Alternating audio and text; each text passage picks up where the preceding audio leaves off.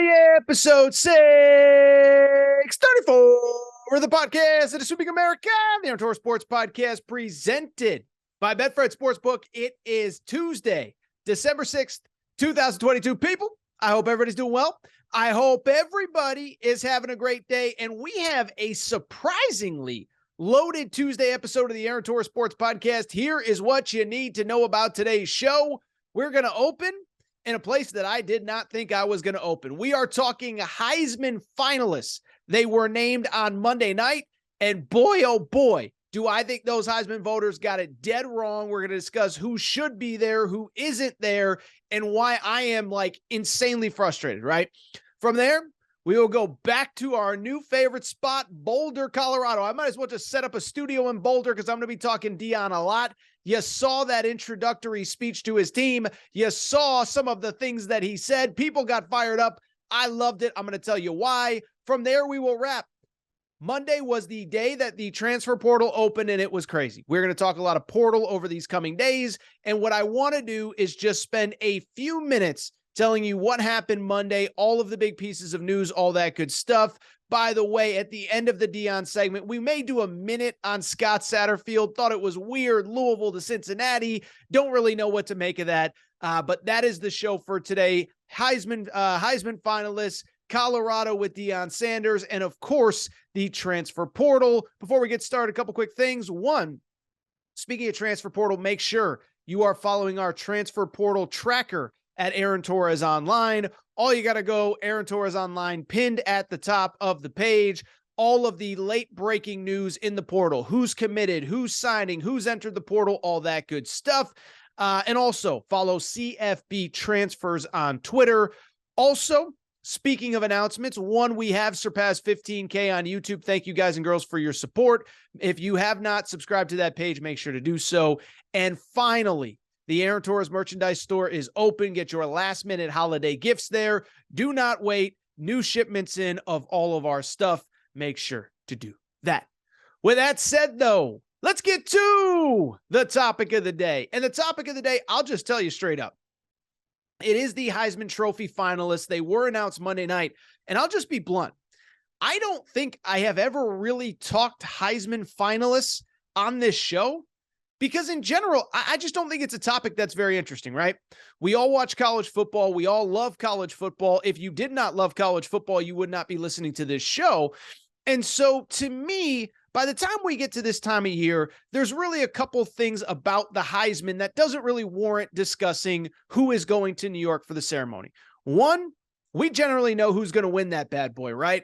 Most years, it is pretty clear. It is pretty obvious by the final weekend. Joe Burrow, Johnny Manziel, last year with Bryce Young. It's just a formality once you get to a certain point. And in general, I'm not really going to get upset and worked up. Like when I get angry on this show, which I'm about to get angry in about 30 seconds, I can't generally get angry about the sixth guy being left home and should the sixth guy have been the fifth guy. And like, in general, that's just not who I am and not what I get fired up about. With that said, to go to this year, though, I thought the Heisman was going to be interesting this year because it appeared as though no one really ran away with it, but Caleb Williams was going to win the Heisman. I have no fundamental issue with that. But really, what was intriguing to me about the Heisman was I thought it was going to be cool because I thought it would be a nice celebration for guys who had really good seasons, but generally just came up a little bit short, right? I don't think Max Duggan is going to win it from TCU, but I thought he's going to be in New York, celebrate him, get ready for the college football playoff. But then beyond that, two guys who did so much for their teams, I thought New York would be a nice celebration for them. Blake Corum from Michigan, Hendon Hooker from Tennessee. And so I bring all this up. I bring it up as an introduction to say this. On Monday night, the Heisman Trophy finalists came out.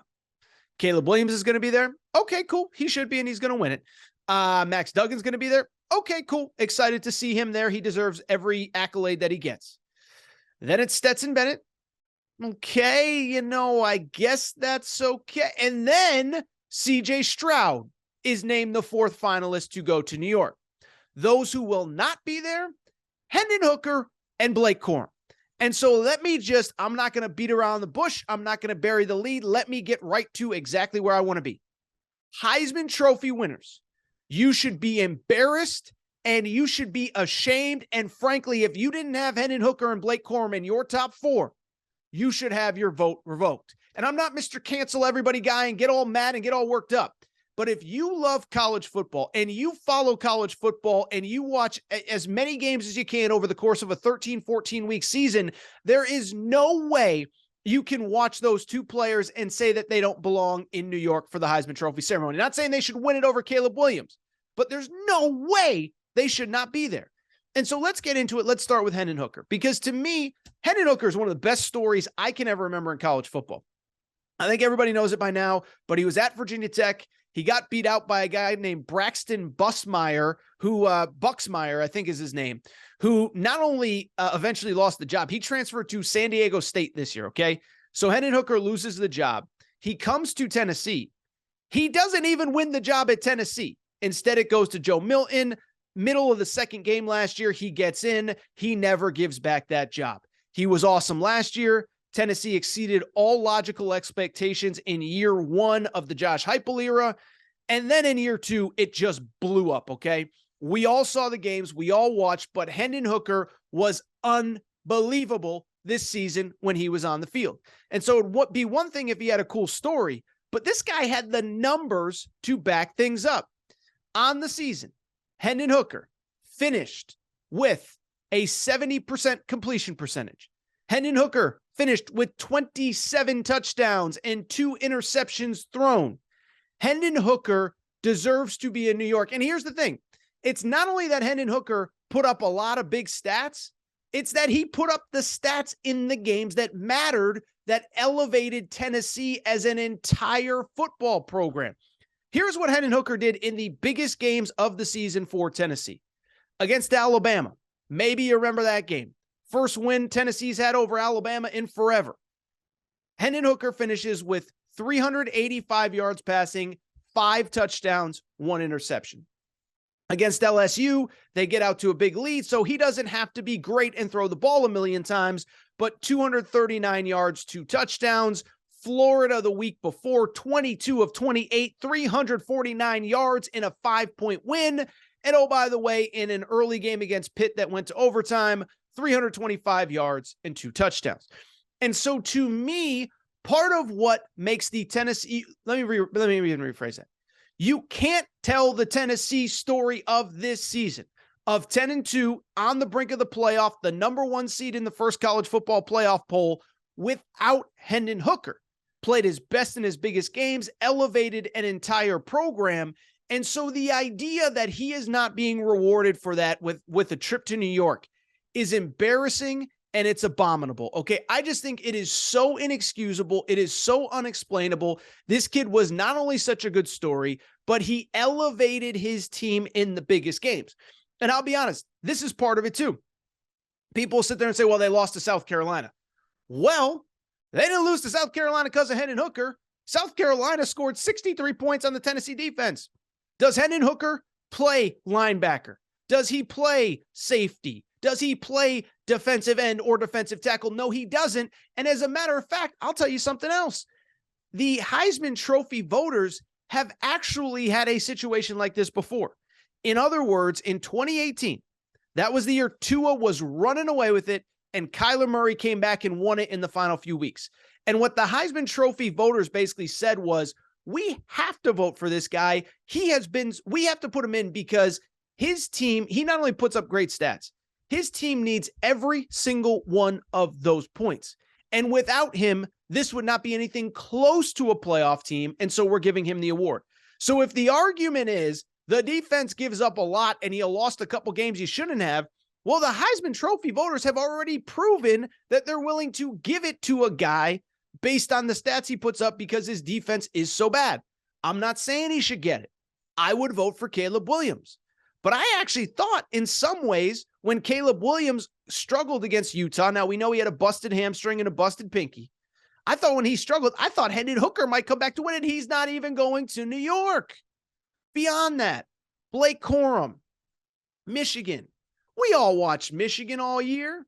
We all know that for whatever reason, Jim Harbaugh did not want to unleash J.J. McCarthy. That's a big reason I was worried about Michigan against Ohio State. I said, wait a second now. No Blake Corum. I don't know if J.J. McCarthy can go out and beat Ohio State without Blake Corum.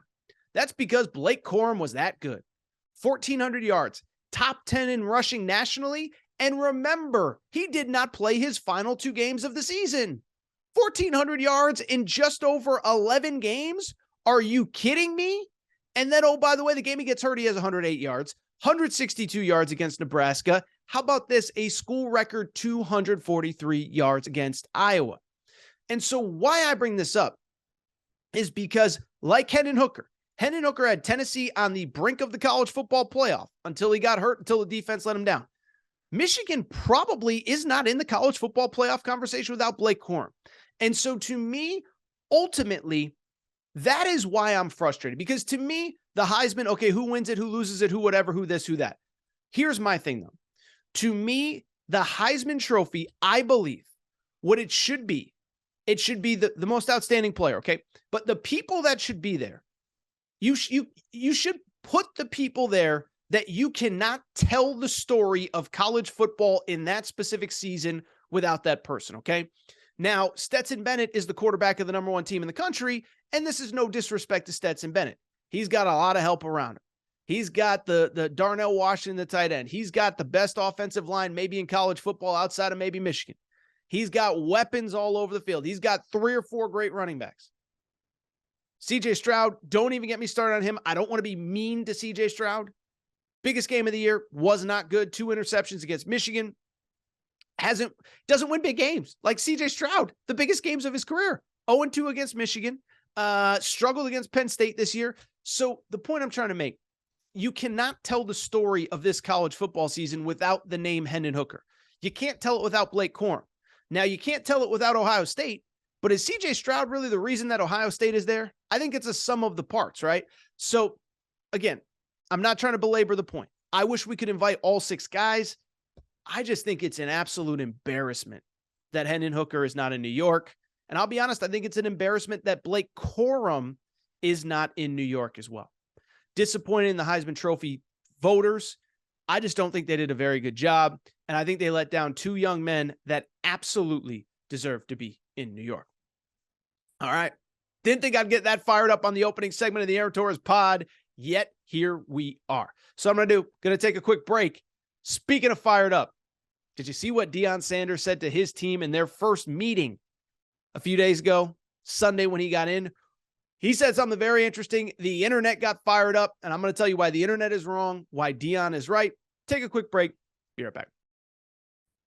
All right, we're getting back to the show in a minute. But before we do, I want to welcome back our presenting sponsor, Betfred Sportsbook and the Betfred Sportsbook app.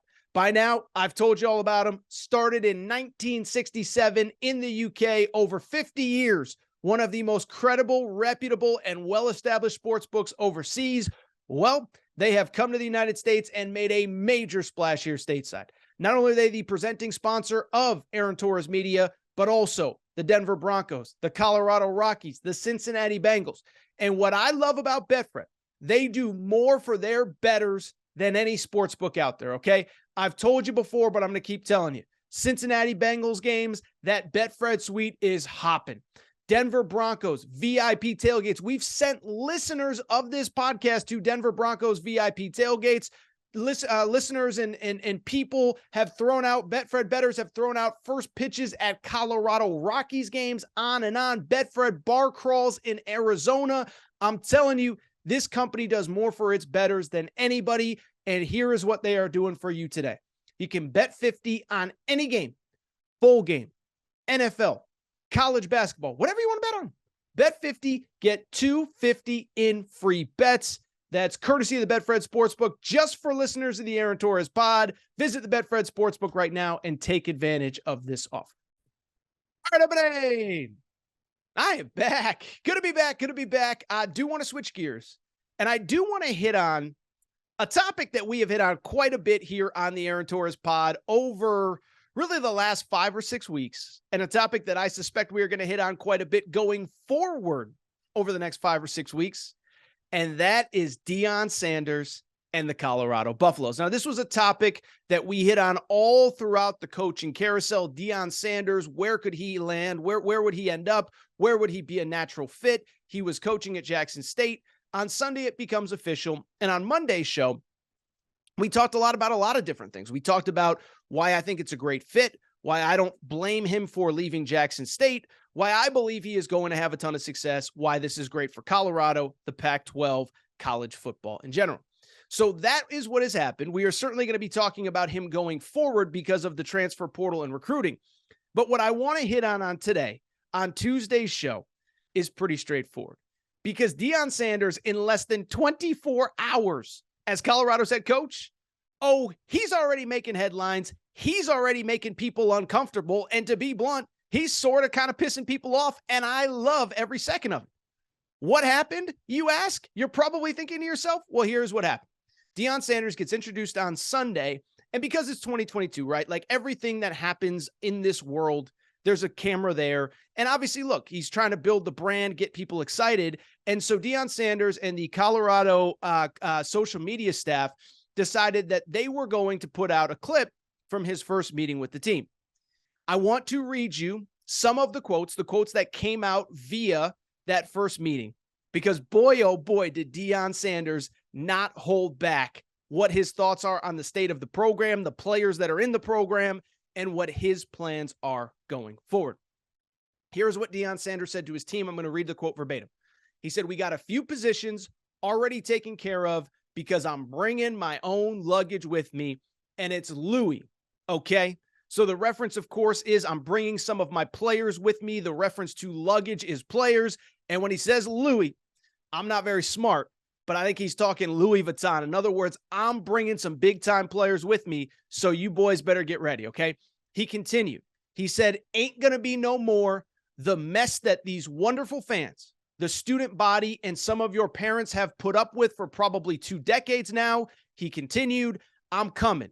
And when I get there, it's going to be changed. So I want y'all to get ready to go ahead and jump in that portal and do whatever you're going to get, because the more of you jump into the portal, the more room you make, because we bring kids that are smart and tough." Boy, oh boy, oh boy, did Deion Sanders deliver a message in about 3 paragraphs. And of course, because it's social media, people started to get upset and, oh my goodness, he's forcing these players to leave and we should feel so bad and bleeding hearts and let's shed tears for all of these players. But I'll be blunt. I love the message from Deion Sanders. And I think, as usual, as with most stuff on social media, I think a lot of people completely misunderstood the message.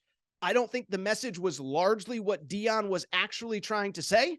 And I think when you kind of get what he was trying to say, I think you have no problem with it. And that's on top of the fact that you probably should have no problem with it anyway, because if we recorded every meeting between every player and every coach and every new coach and players, it could get a lot worse than that. But in terms of this one specifically, here is why I had no problem, because again, I think it was largely misconstrued. Now, to be clear, he did tell some players, some of you are going to have to jump in the portal, okay? And so there's no kind of ducking that or avoiding that or pretending it didn't happen. And I do think, like, if Deion had his druthers, I'm guessing that he would probably be very happy if a lot of those players left Colorado. Why is that? Because let's be blunt, they're not very good. Colorado went 1-11 this year. They were probably the worst team in the Power 5. And so, yes, Deion did say some of y'all need to get into the portal because you're not going to play here. Personally, I have no problem with that, and I will tell you why. It is because that is a message that literally 130 other FBS coaches are delivering right now to their teams and to their players. Now, not all of them are recorded. Not all of them are broadcast. But if you paid attention to the portal on Monday, like I told you to, like we just discussed a minute ago, you know that it was crazy. And if you look at most of the players that are entering the portal, it's not the 5 stars. It's not the DJs. It's not the Spencer Sanders. It's not the Dorian Singers from Arizona. It's mostly back end of the bench guys that aren't playing anyway. Alabama, as an example, they already have 10 guys that are in the transfer portal from this year's team. Now, one of them's a starter, but the rest of them, you know what they are? Guys that were never going to play anyway, guys that were problems, guys that were already kicked off of the team. And so If Nick Saban's doing it, of course Deion Sanders is going to do it. By the way, on top of that, I have heard of programs like good teams that are probably going to have 20, 25, 30 players hit the portal this year. And so I have no problem with Deion Sanders saying some of you guys need to get in the portal. Some of you guys aren't good enough, because that's literally a conversation that every single coaching staff in America is having with players right now. And by the way, I hate to tell you, everybody that gets upset, I think, frankly, players are kind of receptive to that. I think players appreciate honesty of, you know what, you're probably not big enough, fast enough, strong enough. You can stay here, but the likelihood of you getting on this field is not very good. I know that, listen, I wasn't a very good player in my day. I know I would have appreciated a coach telling me that. And so, one, I don't think the players really had a problem with it. But two, and this is the important part, I don't necessarily think that Deion's overall message actually means what you think it means. And what do I mean by that? Well, listen to that second part of the message. Everyone's focused on him telling players, you got to hit the portal. There's no room for you here. Here is what he said, the second part of the message, and I'm going to read it again. He said, ain't going to be no more the mess that these wonderful fans, the student body, and some of your parents have put up with for probably 2 decades now. What is Deion saying right there? Because to me, I believe that's the crux of the message. And what Deion is saying in that moment, in this second, is this. You guys have been doing things a certain way here since you've been here and since before any of y'all even got here. And it isn't good enough. These students deserve better. This fan base, this alumni base, this school, this university, anyone that has ever had any affiliation with this school deserves better than what you're putting out right now. And so you're either going to get on board with us or you have to get out. And so to me, I have no problem with Deion's comments because that's a great message. First of all, it is a message that every new coach gives to every team when he arrives, right? As a matter of fact, you know who I've seen give this message before? It's Deion Sanders when he went to Jackson State. When Deion Sanders went to Jackson State, and I've talked about it before on this show, Barstool Sports did a great 8-part documentary on his first season at Jackson State. It was during COVID. But I was blown away because in his first team meeting at Jackson State, he said the same thing. He said, some of you guys, you're not cut out for this. Not because you're not good people, not because you're not good football players, but are you willing to put in the work? Are you willing to go to classes? Are you willing to stay out of trouble? Are you willing to stay in on Friday nights? Are you willing not to chase girls? Are you willing not to, smoke this and drink that when the focus needs to be football? And he said, some of you guys just aren't committed enough and you got to go. And that is the same message that he is delivering here. And so actually the message not only is not what you think it is, it's actually the exact opposite. It is that I have had success. I know what it takes to win at the highest level. And you're either going to get with me or you're going to get out. I'm not saying it's the Bo Schembechler or those who stay will be champions. But what Deion's saying is your way doesn't work. You guys aren't committed enough. You guys, and in some cases, yes, you guys aren't good enough, but you're not committed enough. You're not working hard enough. You're not whatever. You're not lifting hard enough. You're not getting up early enough. You're not staying up late enough. You're not focused enough academically. You're spending too much time partying. And those are things that we are not going to tolerate here because it's been tolerated for too long and you're embarrassing your team and you're embarrassing your school and you're embarrassing your family. And so for anybody that has any problem with Deion saying it, you're missing the message, or like some of those Colorado football players, not all of them, but like some of them, you're part of the problem. You've accepted mediocrity in your life. Somebody has allowed you to accept mediocrity in your life. You're not doing the things that you need to do to be the best you can be, to compete at the highest level, to have the highest level of success. That is what Deion Sanders is saying. Again, listen to the message. Ain't going to be no more the mess that these wonderful fans, the student body, and some of your parents have put up with for 20 plus years. The message isn't you guys got to get out of here because you're losers. The message is you guys aren't working hard enough, and we are going to hold you to the highest standard. And again, it goes back to a lot of what Deion said in his introductory press conference. He said, when people got mad at him for leaving Jackson State, he said, I'm not here to help just a group of 85 guys. I'm here to help all young people, different races, different ethnicities, different backgrounds, guys and girls. And that's essentially what he's saying. I am going to hold you to the highest level, and you are either going to get with us or you are going to move on. So as usual, in the least surprising news ever, social media misinterpreted what Deion said. But to be clear, I have absolutely no problem with it. And as a matter of fact, I absolutely loved it. I loved the fact that Deion, as the kids say, he kept it real. He kept it 100.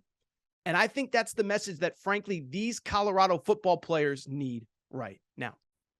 All right, we're going to get back to the show in a minute. But before we do, I want to welcome back Bracket Fanatics, the sponsor of our Aaron Torres Pod NFL Pick'em Challenge. By now, I've told you all about Bracket Fanatics. I have worked with Bracket Fanatics multiple times for the NCAA tournament. This year, they decided to come to the NFL space, created a Pick'em Challenge, and they are taking care of listeners of the Aaron Torres Sports Podcast. If you want to get involved, here's what you got to do. Go to bracketfanatics.com. Okay, bracketfanatics.com, just the way it sounds. Click the Join Bracket tab. Once you join Bracket, the bracket name that you want to enter is Torres. Question you might be asking yourself, why do I want to enter it? Well, it's easy, because Bracket Fanatics is taking care of you. Bracket Fanatics is giving out $100 weekly winners. Every single week, you log in, bracketfanatics.com, join Bracket, bracket name Torres. Every single week, all you got to do, pick every single game, and the person who has the most wins in any week gets $100 cash, courtesy of Bracket Fanatics. Last week, it was KB22. I actually spoke to KB22 over the weekend. Congrats to KB22. He won week 12. We will announce week 13 later this week. But you're probably sitting there saying to yourself, what else, Torres? Is there more? Absolutely there is, because Bracket Fanatics is actually giving out $1,000 season-long cash prize.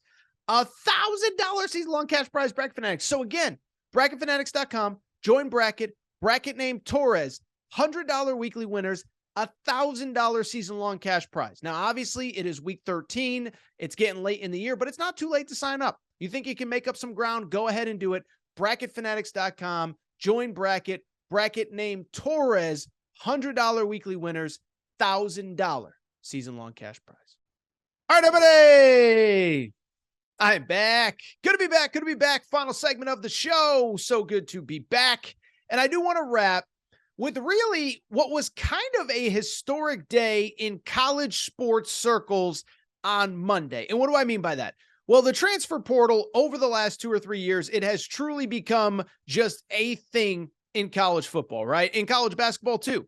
We talk about it a lot in the spring with college basketball. We talked about it a lot last fall with Caleb Williams and Spencer Rattler and Quinn Ewers here on the Aaron Torres Pod. At the same time, though, there has been some alteration to the transfer portal. And so the new rules state that you can't enter the portal. You can only enter the portal, in 2 very distinct times of the year. Once right after the season and once right after spring practice, or for sports that aren't football, just the spring semester kind of towards the end. And so I bring it up because Monday was a historic day in college football, because for the first time since the summer, the transfer portal reopened. In other words, players could enter their name in the transfer portal. And this is just like a feeding frenzy, okay? The day was crazy. The reports were over 1,000 players entered the transfer portal. I don't know if it's 1,100, 1,400, 1,600, whatever. But basically, picture your favorite college football coach like a bear at the edge of the river in Alaska, just trying to catch salmon jumping out of the water. That was your football coach on Monday, as he's trying to catch a D lineman there, a cornerback there, a safety there, a quarterback there. And so what I want to do is really just kind of go through everything that happened on Monday. And what I suspect is we will be doing quite a few of these updates over the course of the rest of the month, because the portal is open for about a month. Then it closes up. Players have to make their decision by then. I want to get to some of the big news and notes items of the day. Let's get to some of the marquee players who are in the portal. Like I said, 1,400 or so. That numbers, it's over 1,000. We're not going to get to all of them. But probably the biggest name player, the player that everybody is most familiar with, DJ Uiagalelei from Clemson, okay? By this point, everybody knows DJ's story. Former 5-star quarterback, committed to play at Clemson 3 years ago, was forced into action as a true freshman for Trevor Lawrence when Trevor Lawrence got COVID. Remember those days when he tested positive for COVID, he couldn't play college football. Well, DJ has been the starter the last 2 years, and unfortunately, it just hasn't worked out, okay? Last year, 9 touchdowns, 10 interceptions. It was just a disaster. To his credit, he did get better this year. 22 touchdowns, 9 interceptions. The completion percentage is a little bit higher than it was. And to his credit, there were a couple games that he won for them, most notably the Wake Forest game when he was phenomenal in the second half. But at the end of the day, he just wasn't good enough, especially late in the year. Probably his worst performance as a Clemson Tiger, at least this year, was in that South Carolina game. 8 of 29 passing, 99 yards. They lose the game. They get knocked out of the playoff. He gets benched in the ACC championship game. Cade Klubnik, the freshman, comes in. Dabo says that Cade Klubnik is the starter going forward. And so it appeared to be a matter of if, not when DJ decided to leave. Well, on Monday, he was one of hundreds who made it official. And now it becomes maybe the most interesting story in the transfer portal, right? Because this kid is a former 5-star. The tools are through the roof, but it just did not click at Clemson. And so the question becomes, was it DJ? Was it the coaching staff? Was it some combination of the two? And if not, if it was Clemson, if it was the coaching staff there, remember they had a new offensive coordinator this year, Tony Elliott, the former offensive coordinator, left to take the head coaching job at Virginia. Well, if it was the coaching staff, the question now becomes, is he salvageable? And more importantly, like, who wants to take a chance on a kid with all these tools and all this upside where it just hasn't clicked for him? Now, in terms of where he could go, I will tell you on Friday, there was a report. He is from Southern California, originally Orange County area, I believe. And the report was that he could end up going out back west to either UCLA or USC. Now, to me, I think USC is probably out of the question, right? They have Caleb Williams coming back next year. Malachi Nelson, a true freshman, is coming in. And so to me, I don't know that it really makes sense to go someplace where there is certainly no path to a starting job next year. But maybe even more importantly, who knows if there's even a starting job after Caleb Williams leaves. UCLA is an interesting one, right? Because I think on one hand, I could see it. Chip Kelly, the offensive guru from a different generation. This team had a ton of success. And this success this year going 9-3, they do need a starting quarterback. And I do think the system kind of fits DJ skills, right? A lot of running, a lot of read option, all that stuff. But at the same time, I could also just see Chip Kelly saying, I have better options. There are better opportunities. I don't want to put all of next year on this kid's shoulders. So if it isn't UCLA, I would say it's probably going to be another West Coast school. Oregon will need a quarterback. Arizona State needs a quarterback with their new head coach, Kenny Dillingham. Those are schools to keep an eye on. And what I would also say with DJ, there is a very interesting twist with him. And this was some of the stuff that came out late last week when it was reported that he would leave Clemson. The report is that this isn't the report part, but he has a younger brother named Mateo, who is a 5-star defensive line prospect in this high school class that is a senior class right now, the class of 2023. And the report is that DJ and Mateo are a package deal. And so if that's the case, that makes things that much more interesting. One, I think it probably eliminates some schools that are recruiting Mateo, because I know Ohio State is deep in on Mateo. I don't think they want DJ. But at the same time, maybe it opens the door for somebody who isn't maybe going to get Mateo to say, you know what, I'll take DJ. I'll take a flyer on him if I can get that 5-star brother of his. So DJ Uiagalelei is the highest profile player. Fascinated to see where he goes. Ironically, while DJ is probably the highest profile player in this class, I think you could probably argue that the best actual quarterback available in the transfer portal, NC State quarterback Devin Leary, entered the portal on Monday. This is another one that wasn't really surprising, but this kid is really, really, really good. 4-year starter at NC State last year, a season ago, 2021, threw for 35 touchdowns, 5 interceptions, 3,400 yards. And if you remember, there was a lot of buzz coming into this year about NC State potentially being a playoff team. It was because of this kid at quarterback, and it was because of the defense. Now, unfortunately, he got hurt in the middle of the season. NC State goes with another quarterback, and with NC State going with another quarterback, this kid decides to move on and see where he can end up. What I would tell you, upside is through the roof. The stats are there. This was a guy that I think a lot of people thought could leave for the NFL last year, decided to come back for one more year of college this year. And as it turns out, again, he gets hurt, maybe doesn't have the tape that he wants. He decides to leave. Where he ends up, I think, is really interesting. Now, I've heard two schools specifically, one I buy, one I don't. I saw Bruce Feldman say that, this was a kid that was recruited to NC State by Eli Drinkwitz. Eli Drinkwitz is now at Missouri. Missouri is, of course, 6-6 and going to a bowl game. I don't really see it. I think this kid is too good, and I think he can be a missing piece for a really good team that is missing a quarterback.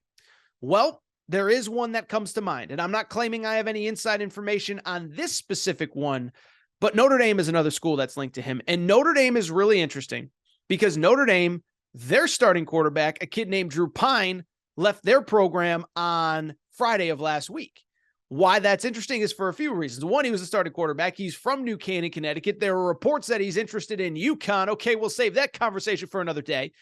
But I bring it up because if Devin Leary goes to Notre Dame, we know what they have at running back. We know what they have at offensive line. The one thing that Notre Dame has really lacked through the years was a super dynamic quarterback. So keep an eye on that one. Devin Leary is now in the portal. We'll see if any movement happens there. One of many ACC quarterbacks, ironically enough, who went into the portal. Keaton Slovis, you may remember him from USC. He was at Pitt last year. He transfers.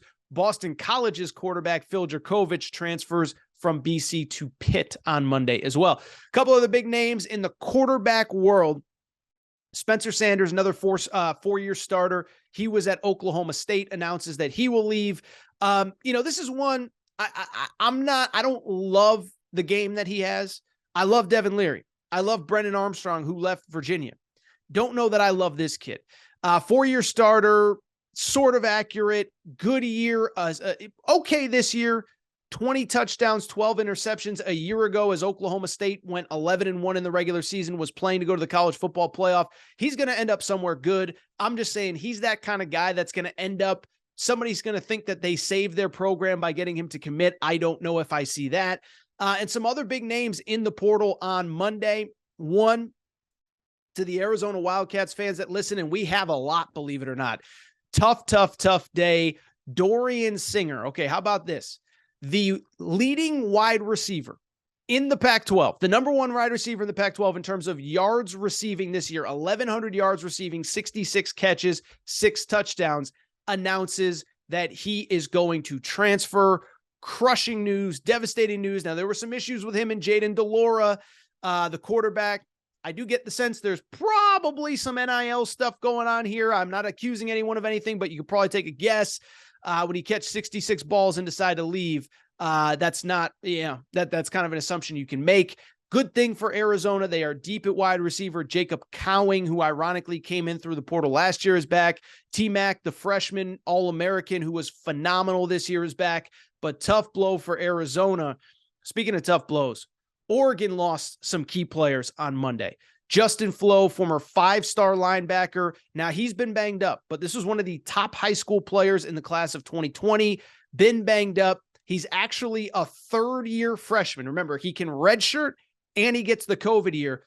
Third-year freshman, but he's a former 5-star from California. He has decided to leave.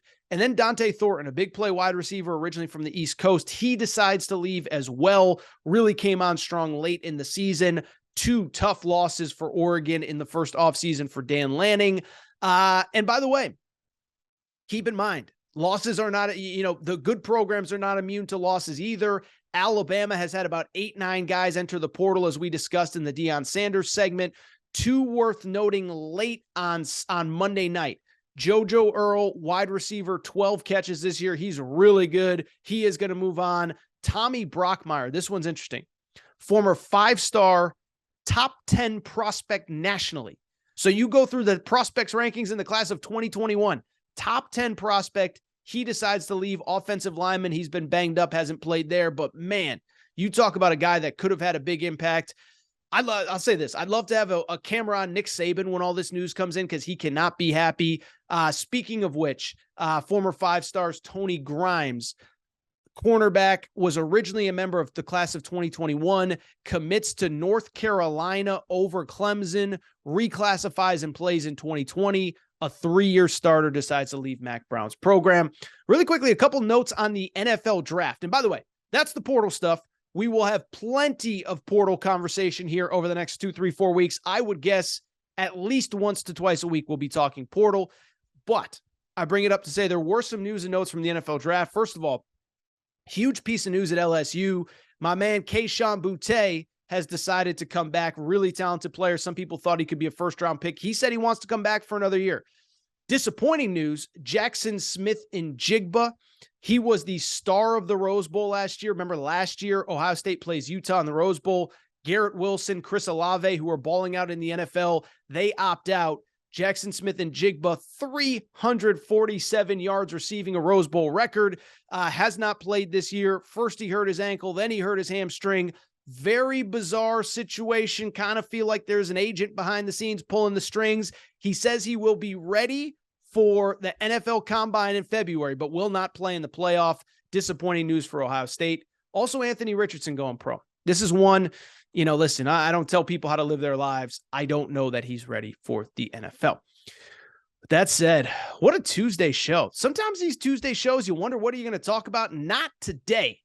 We had quite a bit, and I appreciate everybody listening to today's Aaron Torres Sports Podcast. If you're not subscribed, please make sure to do so. Apple, Spotify, Amazon Music, Google Music, wherever you listen to podcasts, make sure to subscribe. Also, make sure to rate and review the show. Go ahead, give us a quick 5 stars. Let us know what you like, what you don't like, all that good stuff. Make sure you're following on social media at Aaron_Torres on Twitter, at Aaron Torres Pod on Instagram, Aaron Torres Podcast Questions at gmail.com. Aaron Torres Podcast Questions at gmail.com. That is all for today's show. Thank you to our presenting sponsor, Betfred Sportsbook and the Betfred app.